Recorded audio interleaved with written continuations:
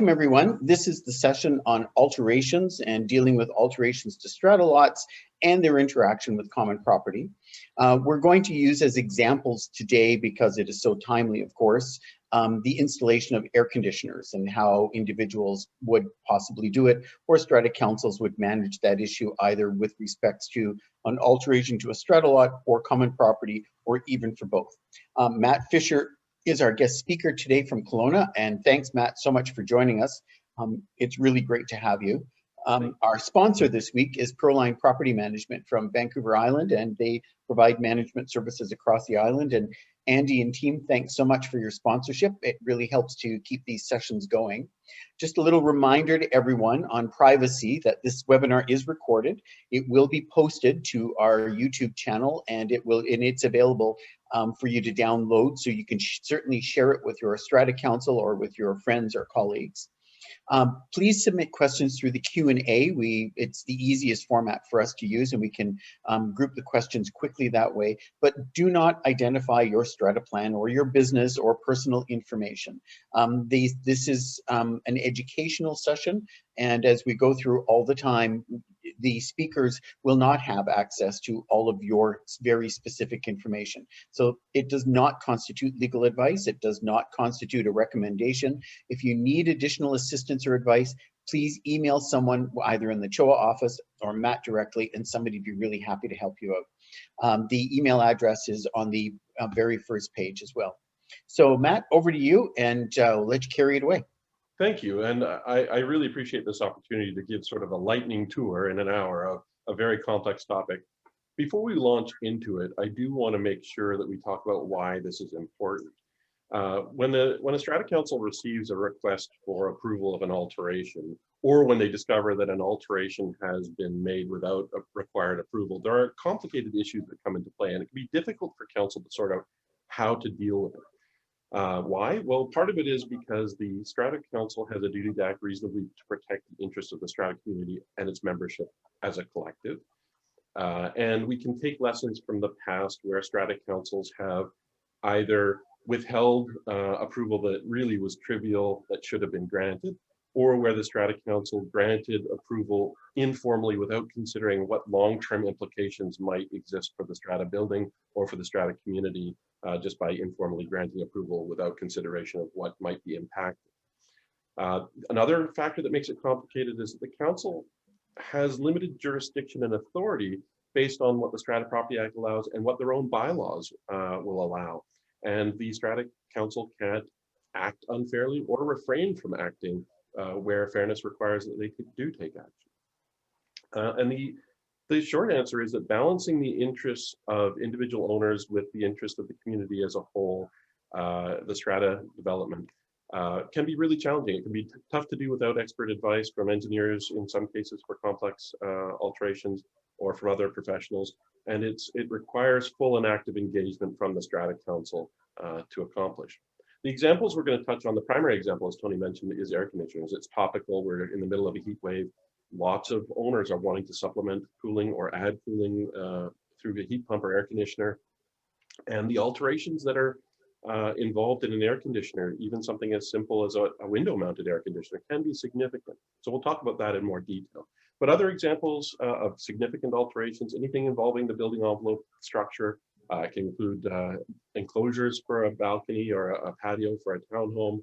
Even within bare land stratas, we see situations where alterations within a strata lot, such as adding a retaining wall, can affect drainage or appearance of the strata. And depending on the strata corporation's bylaws and the needs of the development, these can be issues that require active involvement of the strata council. So what do you need to know as a council member when you are considering an alteration approval request, or if you're an owner who's considering an alteration and you're not sure whether approval is required? First of all, an owner should, generally speaking, assume that approval is required, check the bylaws to make sure, and if in doubt, seek either legal advice or seek approval proactively. But what are the considerations? So the first consideration that we'll go into some detail on in the later slides is what kind of property designation covers the area where the alteration is going to be made. Is it part of your strata lot? Is it part of the owner's strata lot? Is it part of the common property? Is it building exterior, for example, for an apartment or townhome strata? Is it limited common property, or is it land held as a common asset, such as a marina or other area outside the strata plan altogether? What do the bylaws say on the subject? Who is proposing to conduct the alteration, and how is it going to be done? What workmanship and materials are going to be used? Is a building permit required? Are there issues with other legislation, such as fire code and issues like that? If an alteration constitutes a significant change in the use or appearance of common property, that can trigger Section 71 of the Strata Property Act, which will require a different threshold than council approval. It actually requires a general meeting. Another serious consideration is whether there would be a significant impact to other strata lots, either the use or enjoyment of the strata lot, or would some sort of nuisance be caused to an adjacent or nearby strata lot. And then the council needs to engage in consideration of, are there any conditions that the strata council should be imposing prior to giving permission? And finally, if the applicant is going to be required to sign an agreement, what should that agreement say with respect to who's going to bear the costs of installing the alteration, maintaining it, removing it when its lifespan expires, and will that be passed on to subsequent owners? So what kinds of property designations are important? Well, this is really one of the most important considerations, particularly when you're looking at what the bylaws authorize. The standard bylaws and many other sets of bylaws make a distinction between changes that are being made. Oh, I'm told there's a volume issue, perhaps? It's fine. It's Okay. fine. Yep. The bylaws, the standard bylaws make a distinction between alterations to common property and alterations to a strata lot. And there's different threshold standards that the council has to consider, because a strata lot is owned by the owner and the common property is owned collectively by the strata corporation. So that can be affected by the bylaws. Future uses of the property also are relevant. And for some alterations that change habitable area, there's questions about whether that requires a more complicated sort of approval and even an amendment to the strata plan. So common property in general is the area of the strata corporation that's commonly owned by the collective. For a bare land strata, that will generally include the roads and laneways.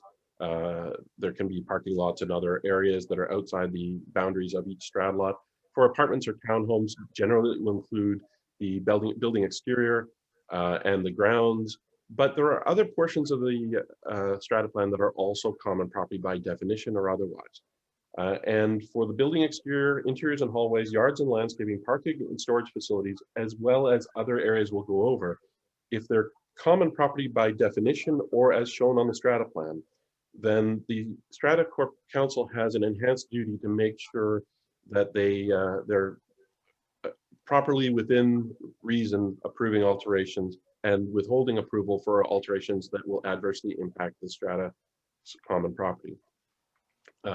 There is one other issue, which is that absent an alteration agreement, a strata corporation is not normally permitted to make an owner responsible for the repair and maintenance of common property. So that's a consideration that council may want to think about when they're granting approval.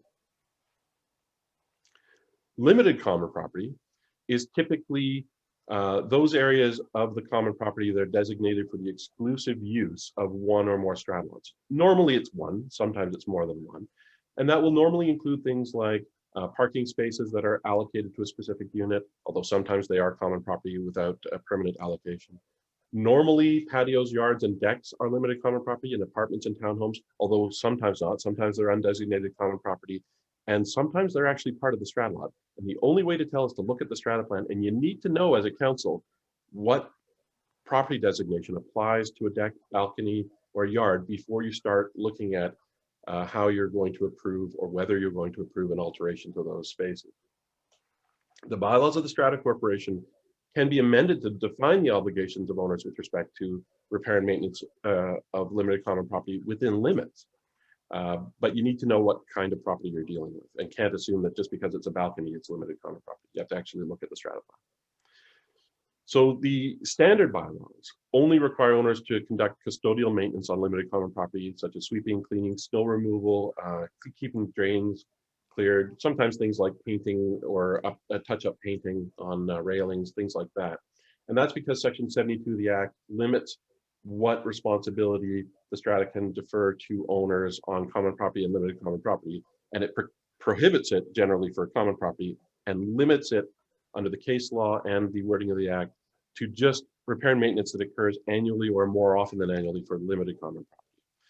So if there are limited common properties, property areas on the strata plan, the strata needs to look at whether their bylaws are suitable for that, for the kind of repair and maintenance they intend to make the responsibility of individual owners. And when it comes to alterations, you may need to get an alteration agreement in place if you're going to try and expand that responsibility for the alterations themselves. The strata lot itself is, of course, the part of the property that an individual owner is purchasing when they buy their residence or their commercial strata lot. It's defined rigidly as the area of the registered strata plan shown as part of the strata lot. The area not defined as part of the strata lot, part of the strata lots, I should say, are deemed to be common property, and the owners own the strata lot within limits. We'll talk about what limits exist in a moment. So before an owner alters a strata lot, they have to look at the bylaws and see whether the bylaws require that the owner obtain the permission of the strata council or the strata corporation before making that alteration. And yes, bylaws can legitimately require that a strata approval be obtained before altering even parts of a strata lot that the owner owns, including within bare land strata lots, if that's set out in the bylaws. The standard bylaws say that the strata corporation cannot unreasonably withhold approval, but that's not true of all bylaws, and particularly with respect to non-residential strata lots or strata lots that are used as hotel style. Sometimes the restrictions, that restriction is not there, and the council can require consistency or conformity of strata lots, and it depends on the context as to whether or not that kind of bylaw would be supportable. So this is part of the standard bylaws. Your bylaws may be different. When we refer to the standard bylaws, it's just because most strata corporations either have bylaws that match this or are similar to this, but not all stratas do. And you can see from, I'm not going to read it out, but you can see from standard bylaw 5 that there is a requirement that the owners obtain approval of the strata corporation before making alterations that include specific items. And some of them are clear and common sense, right? If you're altering the structure of a building, that's not within a bare land strata, it's an apartment or townhome or other configuration. The exterior of the building envelope, and leak prevention are serious considerations. Things that are attached to the exterior of the building, which are normally going to be common property anyways, outside of a bare land strata. And then other things that make sense, fences, railings, yards, doors, windows, skylights, and common property located within the boundaries of a strata lot, because by definition, some items, and we'll go into this in a little bit more detail, some items within the strata lot will actually be common property, not as shown on the strata plan, but by definition. And the final provision is interesting. It says those parts of the strata lot which the strata corporation must insure under section 149 of the Act. Section 149 of the Act sets out the mandatory insurance that the strata corporation must hold, and it includes insurance over portions of the strata lot that were original fixtures, such as wall coverings and other things, lighting fixtures and other things that are included as fixtures in the original construction. So the strata has to ensure that within limitations. If someone's replacing their wall covering with imported Italian tiles, that may not fall under the strata's responsibility, but the strata has an interest in making sure that any changes to those items which it must insure are approved by the strata corporation under bylaw 5, or at least under standard bylaw 5. Bylaw 5 sub 2 is obtaining approval before altering a strata lot, and says the strata must not unreasonably withhold its approval under subsection 1, but may require as a condition of its approval that the owner agree in writing to take responsibility for expenses related to the alteration. This standard of not unreasonably refusing alterations is particularly key when the alterations are minor and don't affect anything in an adverse way. The strata council has to be reserved under the standard bylaws anyways in terms of refusing permission to make alterations. But unreasonably is the key word there. The strata council can still refuse approval for alterations to a strata lot if it's reasonable to do so, and particularly if the alterations are going to create a concern with respect to transmission of noise or impact on other strata lots, the structure or the common property elements within the strata lot, Now, bylaw 5 sub 3 says this section does not apply to a strata lot in a Bearland strata plan, but many Bearland strata plans have adopted bylaws where they can limit or restrict what is done within the strata lot. And therefore, even though the standard bylaws don't contemplate that bylaw applying, you have to check your own bylaws because it might. All right. So if there's a reasonable request for an alteration to a strata lot, replacing an interior door that's part of the original construction, anything that's trivial, the strata should not withhold consent without a very strong basis for doing so. You can't impose conditions on these kinds of alterations unless it affects the structure of the building or common property or other considerations that the bylaws either expressly or impliedly make the strata council responsible to enforce. And in terms of engineering requirements, building permits, and insurance coverage, there are restraints that strata council should consider, but alteration agreements can be quite broad as long as the restrictions are reasonably imposed. So there are recommended amendments that strata corporations should consider. Strata councils, if they don't have bylaws like these, may wish to consider whether the ownership would support them and whether they should be drafted and presented for approval. If the strata corporation does not, especially if it's an apartment or a townhome where noise is an issue, having enhanced obligations to make sure that alterations, particularly flooring changes, are specifically addressed in the bylaws, or soundproofing and underlayment under floors are specified in terms of what standards they must meet. Anything involving ventilation and heating systems, electrical and plumbing services, removal of walls, doors, or windows, particularly exterior doors and windows, renovations of bathrooms or kitchens that may impact on the common property plumbing or may create an enhanced risk of water escape are concerns. And we're going to talk about installation of air conditioning units in greater detail. Typically, if the strata corporation is going to be approving something extreme like a balcony enclosure or an air conditioning unit that is affixed or attached to common property, or that is going to have an impact on the strata plan, you're going to want to have an alteration agreement. There used to be, very commonly in British Columbia, casual strata council approval of these kinds of alterations, particularly balcony enclosures in the Okanagan are a plague. And without an alteration agreement, people were just told in minutes, verbally, or just in writing, go ahead and enclose your balcony without considering of fire safety issues, fire code issues, if the original exit was a fire escape, things like that. So we can take a lesson from the past and acknowledge that there are a lot of circumstances where some kind of alteration agreement will be required. And the complexity of the alteration agreement will vary depending upon whether we're talking about major changes to the building envelope that might void a building envelope warranty or might change the way water or drainage are handled, major structural changes where engineering design and mitigation may be required, or where the council may be reluctant to approve the alterations at all, but if they are going to be approved, they're going to be on the basis of a very strong and custom drafted alteration agreement to deal with those very substantial and significant changes. Other things that get considered in an alteration agreement: who's going to pay for the cost of the alterations? Not just installing them, but removing them when their lifespan has expired, or and maintaining and insuring them.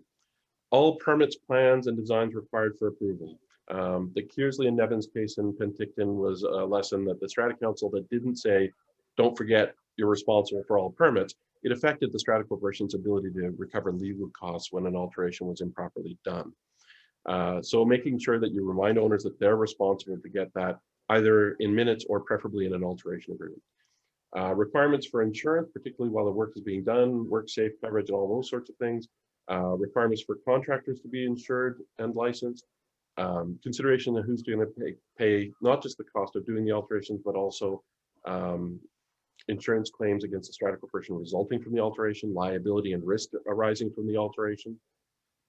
And then making express in the alteration agreement the owner's responsibility not only to make sure that they're taking on all those responsibilities to repair and maintain the alterations and related common property, but also to ensure that those obligations are passed on to a subsequent owner of that strata lot. When the strata lot is sold, the Act seems to assume in Section 59 that the council can let owners know if there's an agreement where they'll take responsibility. But that doesn't happen automatically without including those requirements and making them obligations of the person making the alteration. I was going to say, Matt, before we go on, there are about 3 questions that kind of all apply to this thread. Yes.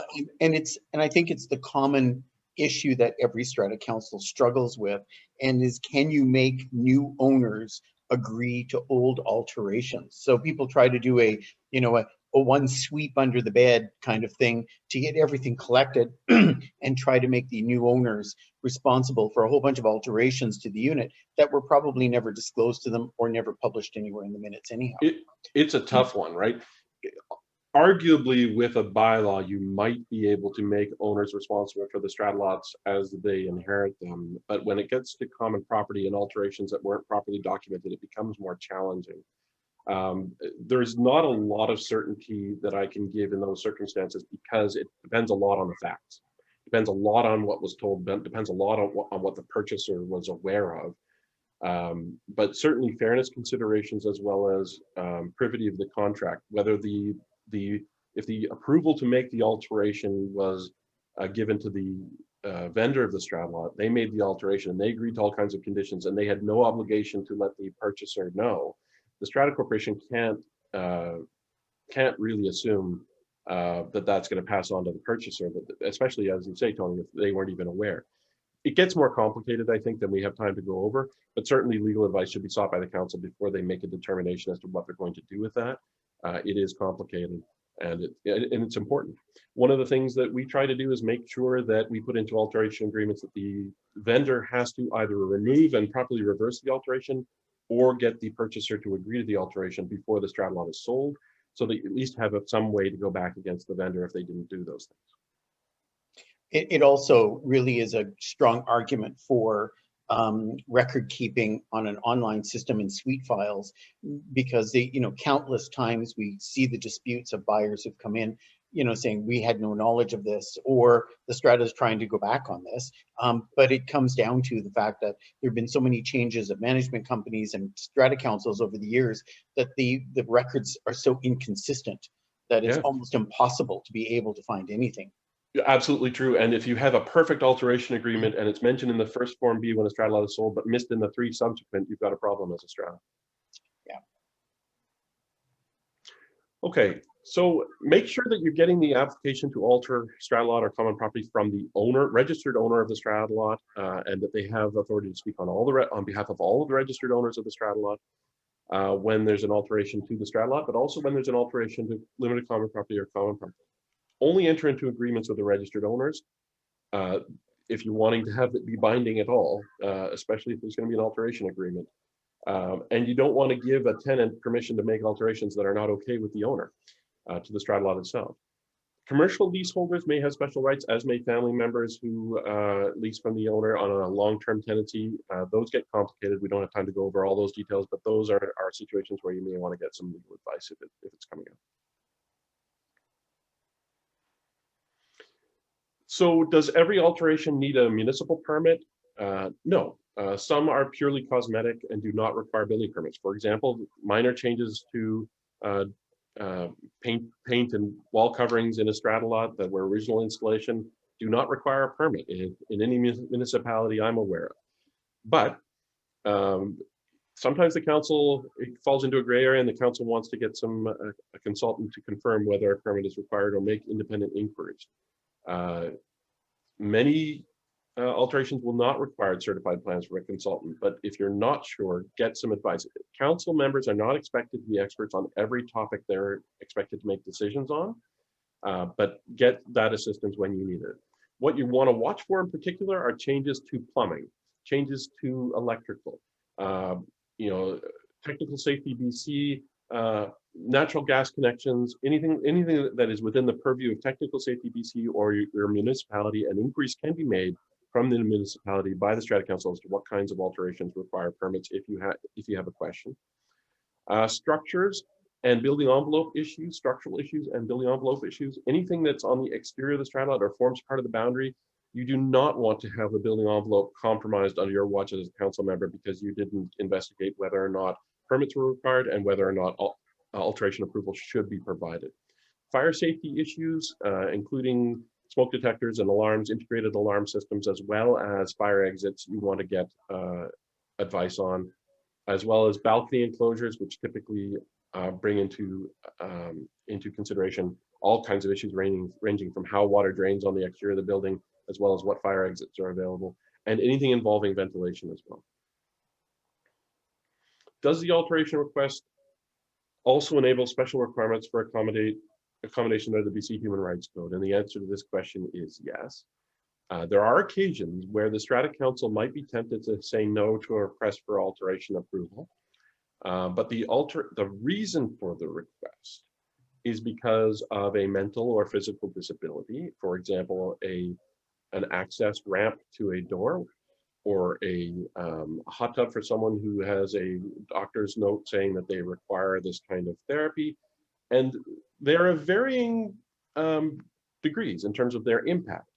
Sometimes, an elevator installation is requested for the exterior of a strata lot, and there are lots of things that might make that very difficult or unwise to approve, but you have a separate consideration now that you as a council have to go through, which is, do we have a duty to reasonably accommodate this request? And is the accommodation going to result in undue hardship to the Strata Corporation?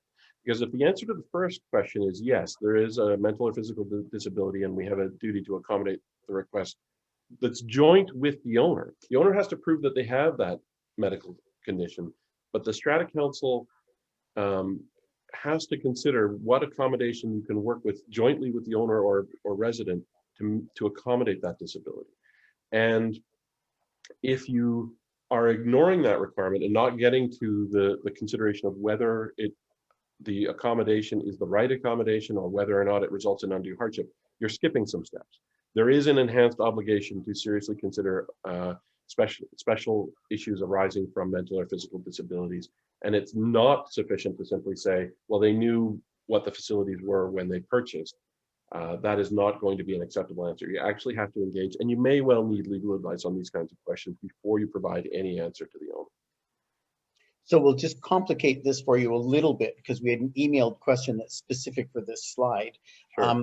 And it is, and we've seen this on a number of occasions, our Strata Corporation specifically has a bylaw that prohibits the installation of air conditioners either in windows or through wall systems, but we have a request for special accommodation under the BC Human Rights Code because the individual has a medical condition. What does the Strata Council do now? Because we have a very specific bylaw that prohibits air conditioners. Right. So a duty to accommodate is a duty on the Strata Council to consider whether, notwithstanding what the bylaws say, you have an obligation to provide approval in that specific instance to accommodate a physical or mental disability. And what the courts have, the Human Rights Tribunal, in fact, has allowed owners to make alterations on the condition that they reverse the alteration when they move out or sell, or when the medical condition is no longer there. So it is possible that the Strata Council may have to provide temporary permission for the period of that owner's or resident's stay within the development. But there's also case law that says whether or not an air conditioner constitutes a significant change depends on, and there's lots of considerations under the Foley case and the test that comes out of that. But if it's possible to install a less noisy, less disruptive system or some other way of cooling that doesn't contravene the bylaws, that would be the first choice. And then you start looking at whether there are other things the owner can do to assist with cooling, whether they're doing everything that they're able to do with respect to ventilation short of contravening the bylaw. And then you start looking at whether you have an obligation to accommodate. And I wouldn't think that a council should get through that process without legal advice. It's too rife with risk of litigation and liability to go through that without getting at least some summary legal advice. How do we know if an alteration is significant in use or appearance? This is where the Foley case comes into play. And the case says there are both subjective and objective determinations that come into play. Would it be significant based on its visibility or non-visibility to residents and to the general public? Would it affect the use or enjoyment of other units?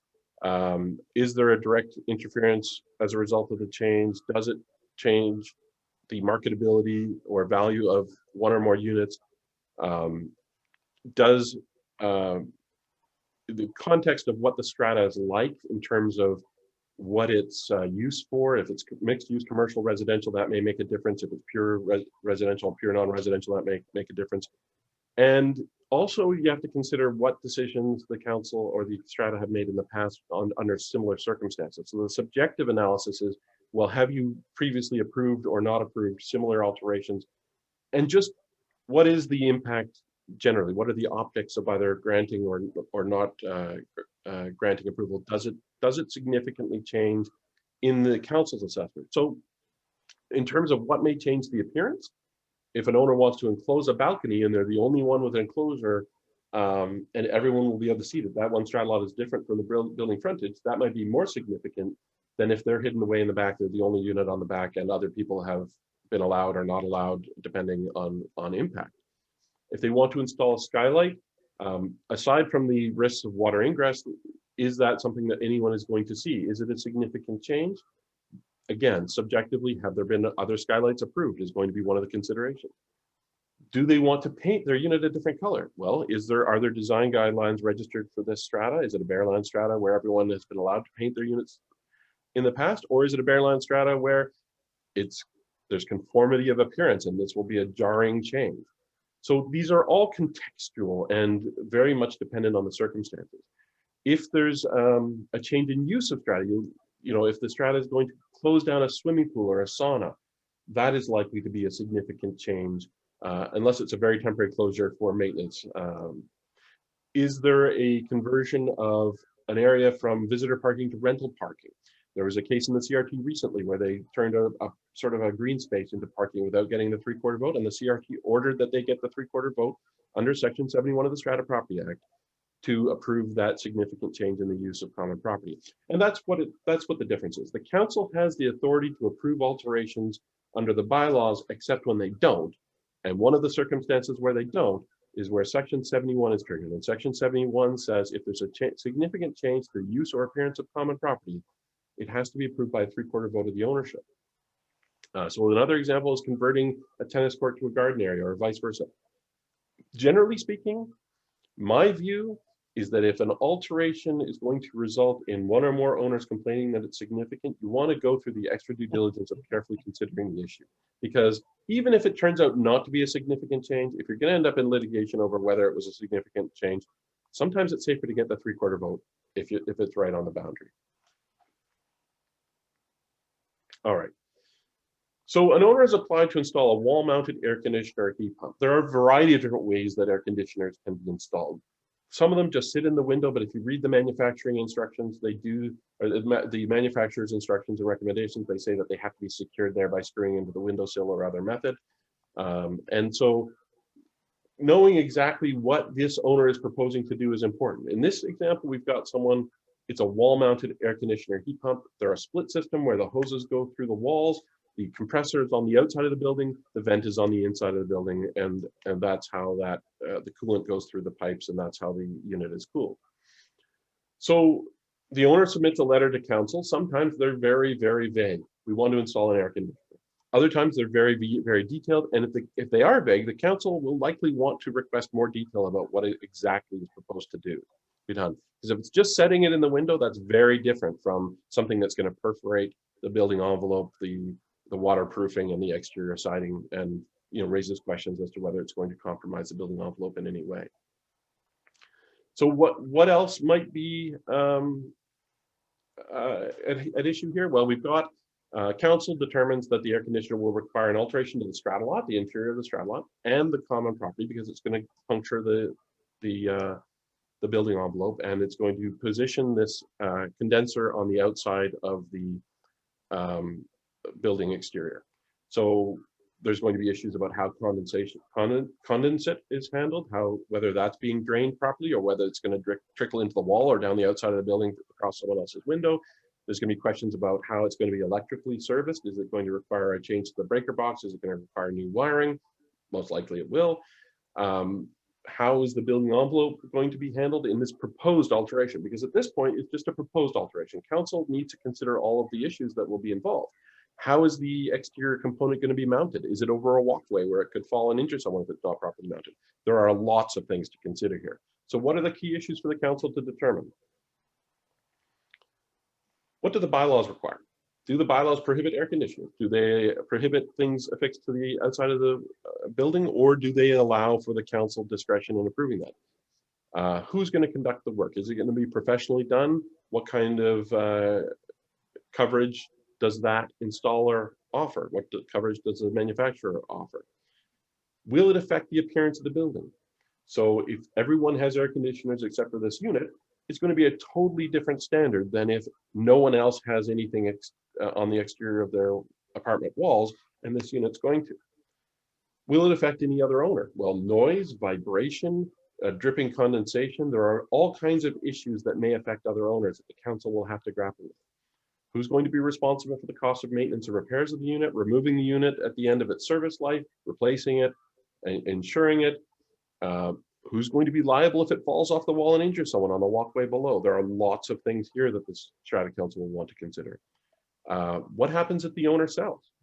Is the next owner of that strata lot going to have the same responsibility that the vendor does? And if that's not specified in an alteration agreement, that's going to be a tough argument to make, especially if it's not indicated in the bylaws in any way. Will the alteration affect the building envelope? That is a big one, and we'll get into that on the next slide. It is probably the biggest issue here because we've seen situations where, without approval, I heard anecdotally of someone in an apartment or townhouse unit where a strata lawyer lived, taking a circular saw while intoxicated and just cutting a hole in the building envelope and voiding the building envelope warranty by installing a through-the-wall air conditioner. Obviously, that's an extreme case, but the council needs to think about, even if it's professionally done, is it going to be as good as the original? Is there any warranty that's going to be voided by this perforation? Is a permit required?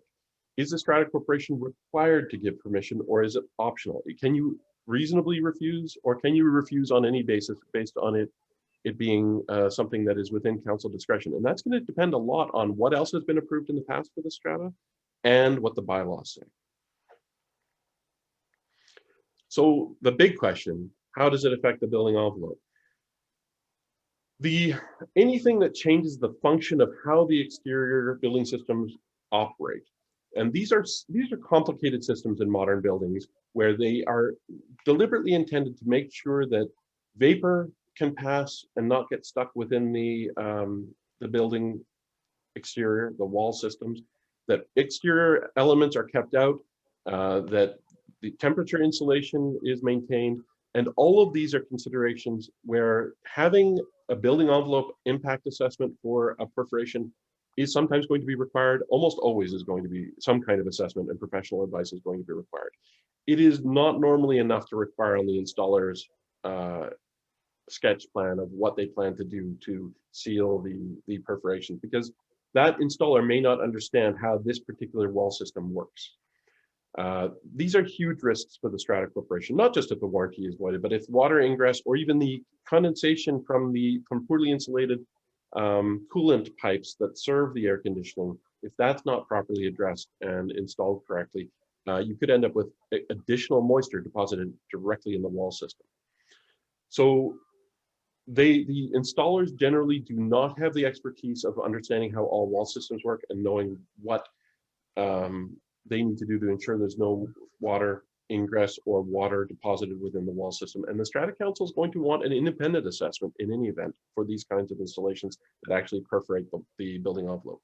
Before permission is granted, you need to know exactly where the system is going to be installed, exactly where these coolant pipes are going to run. There was a CRT case where the Strata refused, there have been a number where the Strata refused permission for air conditioning systems, and the CRT ordered that the AC system be removed and the wall be restored because they said, these are alterations that do require approval. But there's one case where the Strata was ordered to reconsider the application if the owner came back with a plan that involved no building envelope perforation and just temporary running hoses and vents through an open window, for example. So it depends. You need to know exactly what you're approving before you grant a decision. Is it exposed or undercover? Will the ventilation affect other strata lots? And then noise, vibration, and condensate as well. So what costs can an owner be expected to cover? Under an alteration agreement, you can make the owner responsible for a very broad range of costs, as long as you're not asking them to take on unrelated expenses that really properly are the strata's responsibility. Like if they're installing an air conditioning system, you don't get to also make them responsible for the balcony railings and the balcony deck surface and all that sort of thing. If it is legitimately unrelated to the alteration, don't go too far with it. But other than that, pretty much everything. Permits and engineering, even the Strata Corporation's second opinion with respect to engineering, you can make it a condition of approval that they agree to pay for that. Additional insurance, risks and liability, the cost of getting the legal agreement drafted, the actual work, waste management and removal, compliance with municipal and other government requirements, fire code compliance, environmental costs, any fire code upgrades that are required as a result of the alteration. For example, a balcony enclosure, if it needs to be sprinklered, that's not the strata's responsibility. Because it's an alteration that someone is seeking approval for, you can make it conditional upon full satisfaction of all legal requirements and all work that needs to be done.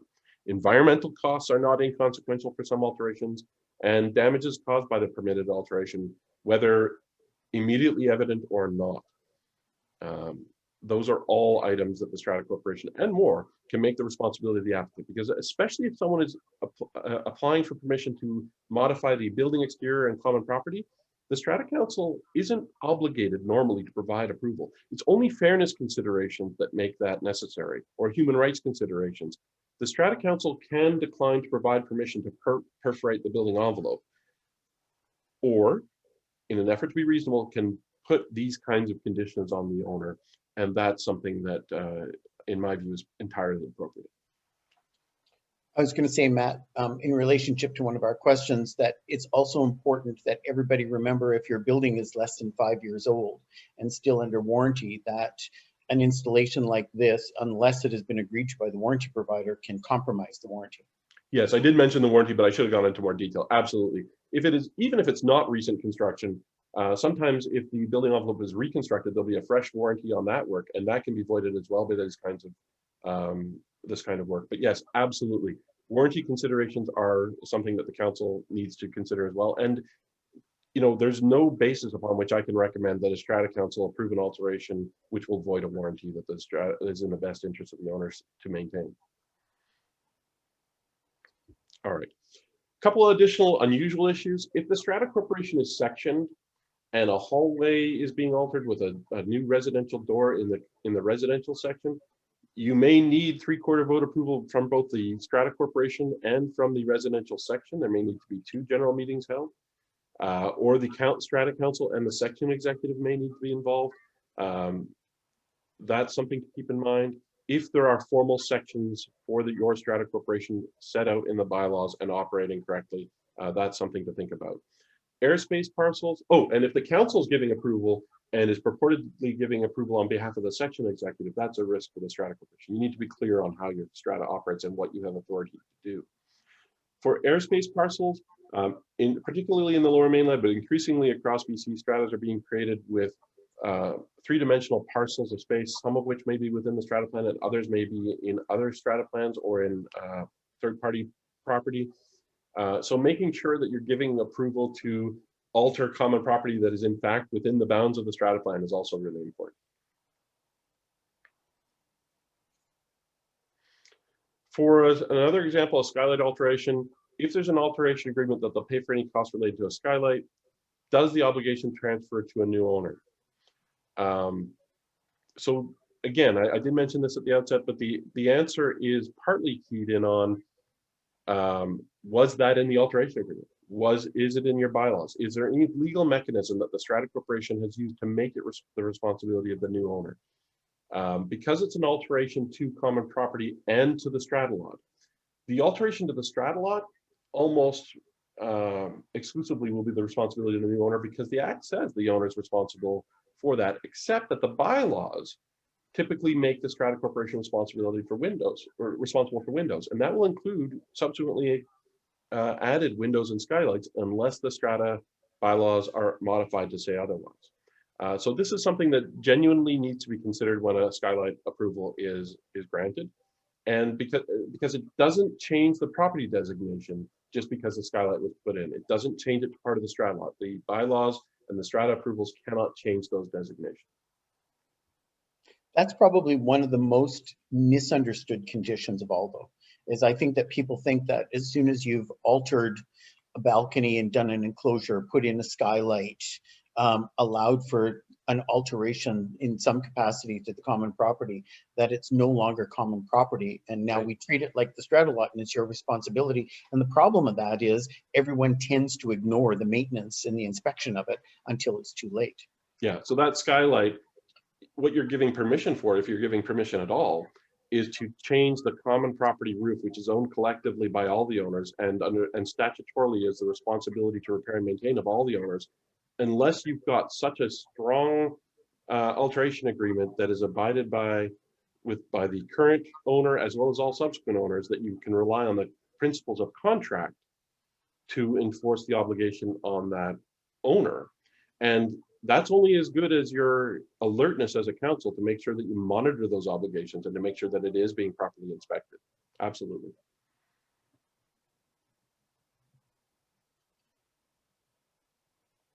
Okay.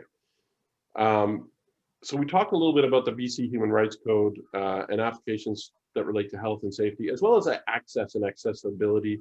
The Strata does have an obligation to accommodate those. You can ask for additional information. The onus is on the owner who is making the application, both to provide proof of their mental or physical disability, of their need for accessibility or accommodation, and to participate in that accommodation, either fiscally or by looking at accommodations that are less burdensome on the Strata Corporation. But you need to make sure that you're handling that appropriately. There is an information guide and webinar on accommodations under the BC Human Rights Code. Take a look at those if you're dealing with it, but as I mentioned earlier, get legal advice as a Strata Council if you're dealing with these. Even a little bit of summary advice where you go through some of the fact patterns could trigger an experienced lawyer to understand, okay, this relates to a previous case that was decided by the BC Human Rights Code. Here's what you need to be aware of. It does kind of beg a question, though, Matt, that we see coming up frequently, but and Strata Councils kind of play with this to kind of delay the inevitable, where the Strata Council says, we'll receive your request, thank you very much, but oh, by the way, our next council meeting is not till September. So right. Someone's just made it, under the Human Rights Code, they've just made a request to install an air conditioner. So, the test of reasonable probably needs to be applied to the time period also for response. I would absolutely agree. Not every Strata Council meets monthly. Some meet weekly or more often than that. Some only meet twice a year, but there are requests that come forward that will, I don't know how a Strata Council can function meeting that irregularly, given, unless they've delegated approval of expenses to individual council members anyways. There's all kinds of issues that come up from meeting irregularly. But even if you're in that habit and it's working for your strategy, certain types of requests will prompt the need for an immediate council meeting as soon as it can be arranged. And human rights requests are one of those. Okay, removal of 2 walls in the strata lot without permission, resulting in changes to electrical, plumbing, and the structure of the building. So load-bearing walls removed or even just relocated, replaced with engineered beams. So was this done with approval or was it done without approval? Those are the immediate questions. Let's assume this was just done. This actually happened. It's not a case I was involved in, but and it avoided litigation. But new owners after they renovated their unit, invited the neighbors to come see what they'd done, and a load-bearing wall was gone. Electrical outlets had been moved, and plumbing had been relocated, all without any discussion with the Strata Council, and the building had to be evacuated as a result of safety issues. Obviously, that's an extreme example, but these things happen, and they happen with startling regularity to one extent or another. And this is a situation where the Strata Corporation may need to think about whether the building needs to be evacuated, whether there needs to be municipal involvement with respect to occupancy for the building being revoked until the structural issue is resolved, technical safety BC and municipal permits for electrical and plumbing work, as well as strata approvals. But the structural one, electrical gives rise to concerns about fire safety. Structural gives rise to issues, concerns that are in the news right now with respect to, you know, building collapses, people on people's minds as a result of what happened in Miami. And councils generally take structure seriously, but sometimes owners don't. And so making sure that you're clear with the ownership in your bylaws as to what the expectations of the ownership are. Bylaw enforcement is where the Strata Council has its own enforcement power, but sometimes you need to involve authorities if there's a danger to safety. This happens much more frequently than I think the public realizes, and a number of buildings where the removal of walls, and it happens with speculator flippers who basically want the appearance of the units to be larger than they are, so they remove walls. And essentially they're in and out in 6 months, anticipating they're going to be able to, you know, do a haul on a profit line. But the difficulty is Strata Corporation is often left with quite the disaster. Yes. And the difficulty in the apartment buildings where this occurs, especially if they're wood frame structure, is the deflection floor by floor affects every unit that's adjacent to this and That's above right. it. You know, It's a very serious issue. Fortunately, despite the tragedy in Miami, it has raised public awareness of these issues, which I think is a side benefit, a silver lining, if you will.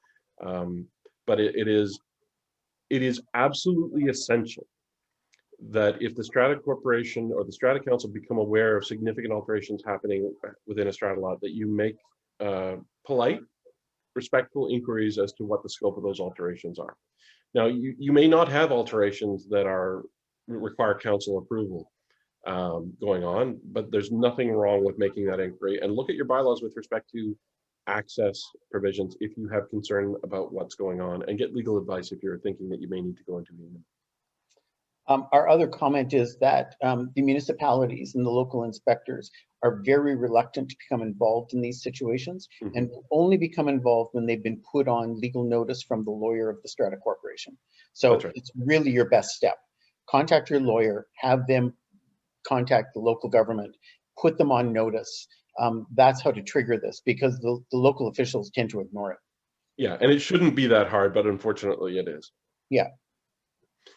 So if you're going to be, now, after you've done the emergency response issues that we talked about, it's nonetheless important to go through the bylaw enforcement steps. And one of the reasons it's important is because you can actually charge back reasonably incurred legal expenses under Section 133 sub 2 of the Act if you properly go through the bylaw enforcement process for someone who's done alterations without approval. And that it can include the legal expenses as well as the cost of actually remedying the work within this, the unapproved alterations within the strata lot, with some complicated steps in between. But make sure that you take a look at the bylaw enforcement programs. We're short on time, so I won't go through that, but making sure that you're requesting the appropriate documents, including permits and plans, that you're getting a notice to the owner that you intend to inspect the unit, and sending the notice of bylaw infraction, making sure that you have a complaint before you start that process, and making sure that you comply strictly with Section 135 and 133 of the Act. So if the strata is defiant, if the strata owner, I should say, is defiant and fails to satisfy the reasonable requirements of the Strata Corporation, fails to get alteration approval, there are very strong remedies under the Act. The CRT, the Civil Resolution Tribunal, or the BC Supreme Court, when more extreme remedies are required, can intervene. But fines can be assessed, legal and remediation expenses can be recovered. It's very easy to file a notice in the Civil Resolution Tribunal, and you can seek damages, costs, and restoration of the strata lot there. You can even get more extreme results from the BC Supreme Court where appropriate. Look at that. 4 minutes to spare. Oh, that's a lot of material to cover. These issues are very complicated, but yes, let's get some questions, make sure that we do that. Thank you everyone for listening. I know that's a lot.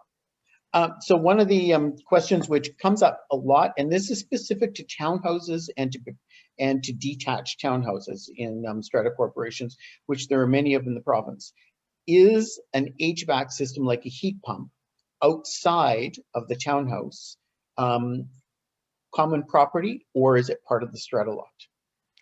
It depends. It depends on who put it there and when and why. If it's installed as part of original construction by the owner developer, almost certainly the exterior components are common property. If it was added by an owner with an alteration approval and is not affixed to common property, if it's just resting on rubber pads, you still have the hoses passing through the building envelope, but there become complicated questions as to which is that unit personal property belonging to the unit owner and the hoses are an alteration to common property. These are issues that have been addressed multiple times by the CRT and by the BC Supreme Court, and they're complicated. It's so fact dependent, I can't give a general answer, but it is a complicated question and it's a great question. It's just that it's 12 different answers. It's 12 different answers, but it requires that all of the information be gathered first to determine this, right? Yeah. And we also find created by developers strata plans where the footprint where these items are resting are limited common property designated to the exclusive use of that unit. So, you know, this goes back to record keeping too. Really, and if you don't have a complete copy of your registered strata plan and a complete copy of all of your bylaws and amendments that have ever been filed, it's going to be an uphill battle to be able to answer this question. Sometimes it's a really easy answer. It's just, there's enough variation in terms of how these things are designed and conceived that it's not always the answer you expect. Exactly. There was one other question in here that we didn't actually cover with respects to the alteration perspective. And you kind of covered it when you talked about human rights and permitting an alteration that would have to be later removed. But with respects to that, when somebody sells their unit, if we did grant permission to alter, to put in a heat pump system, and a condition was its removal, but the vendor sells and moves, how do we deal with that enforcement issue now? Yeah, it's not terribly different from someone coming into the strata plan and knocking over a lamppost. It's a civil action against the vendor for failure to comply with the obligations imposed on them. It's much more difficult to go after the purchaser who bought in good faith without a disclosure in a Form B, without, you know, any of the any legal tool that made them responsible. It depends a little bit on the bylaws, but you know, the bylaws have to be enforced fairly and consistently. So it's not just about the wording of the bylaws. Most likely that's going to be a remedy against the vendor. And I think the takeaway from this session is that the standard bylaw with respect to alteration to a strata lot is really insufficient to be able to manage alterations, especially alterations that affect both strata lots and common property and everything else that ensues. Yeah, and you know, our templates include, for example, retroactive approval of alterations where they're discovered by a subsequent owner. The subsequent owner can apply to keep the alteration in place, but they have to take responsibility for it. Or the strata may have to come in and reverse it because it wasn't something that was known, depending on whether it's common property or part of the strata lot. And it gets complicated, but having bylaws that actually address some of the common issues that come up, it's important. It's a proactive way to protect the strata corporation from issues that can arise. Super. Thanks so much, Matt. We're at our time. That was just brilliant. Just for everyone, this presentation again will be posted to the CHOA website. Donna will send off copies of the presentation to the participants, so you'll have it along with all of the checklists, along with all of the guides and the information that are posted to the website. And the live presentation will be on the YouTube channel as well. And thanks again to Proline for their sponsorship and BC Housing for their incredible amount of support for all of the research work that is done. We actually have another research bulletin that will be coming out this summer that deals with heat pumps and air conditioners.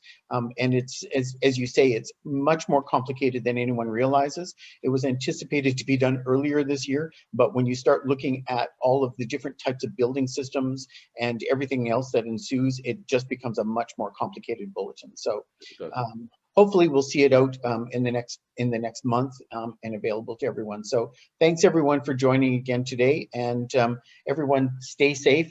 And now we get to open up our facilities and get back to what we're doing in many new ways. So everyone have a great day.